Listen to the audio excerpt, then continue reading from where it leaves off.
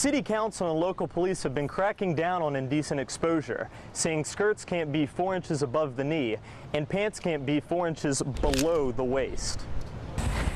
This is the second year for Antonio to be putting on a camp like this one, and he hopes to expand in years to come.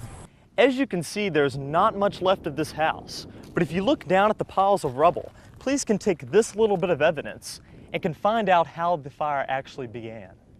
Tuesday evening, Leroy Johnson walked into this courtroom a free man.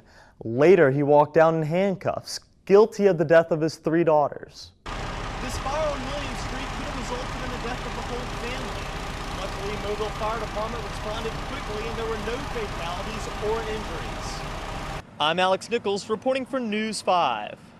1, 2, 3. Mobile native Antonio Coleman has gained national recognition as a star athlete from Auburn University and the Buffalo Bills. He's bringing his talent back for something that is very special to him, his second chance camp.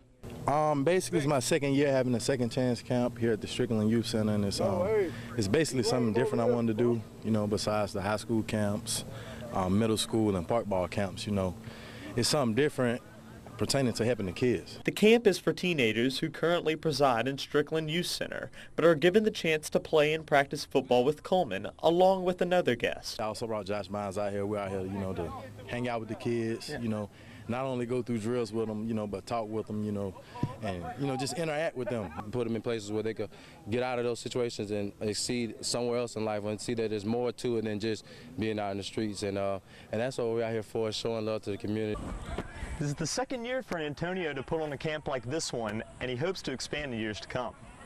You know, I think these kids right here need our help the most. You know, they need all our support, and some of these kids are on the gate, you know, from doing the right thing, going the right way, or going the wrong way. Coleman and Bynes coached the kids in footing and handling skills, followed by a scrimmage, hoping the kids would take from this experience with a positive outlook on their future. Alex Nichols, News 5.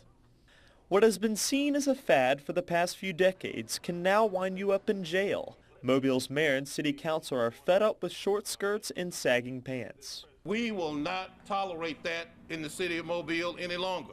We are not concerned about what someone does in another city, but in this city, we want to maintain a certain character.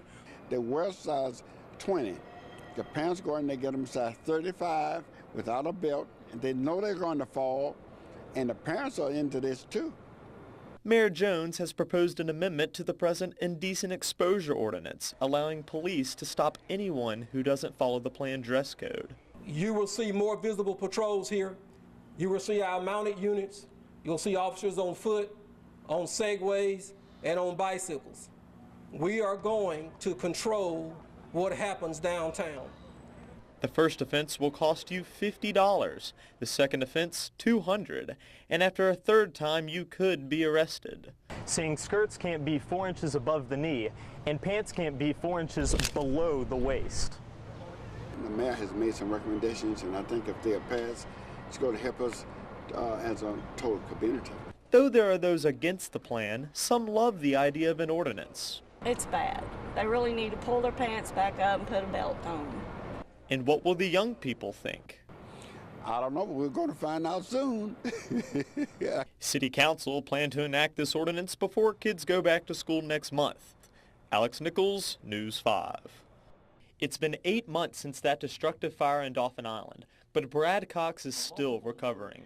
When you go from working every day to being in intensive care to having home health care to going to physical therapy outside the house, that's a real new normal. Cox suffered from burns on his ears and neck, along with third-degree burns on his hands.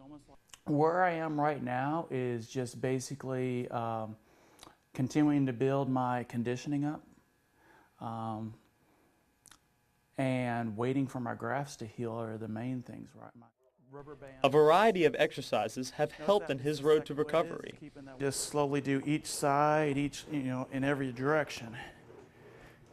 Cox says that his focus is not only getting healthy enough to start firefighting again, but spending time with the family and thanking those who saved his life.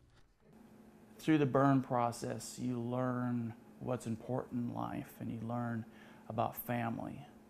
and you know, you find out what is and what isn't important. And you know, in my life, it's spending as much time with my family as I can. Today, Cox visited the place that has changed his life forever, but he brought high spirits along with him. And you know, the burn day to me is just kind of a day. It's going to be a day of celebration for me. Though this horrible incident almost ended his life, Cox plans to start fighting fires again in the near future. Alex Nichols, News 5.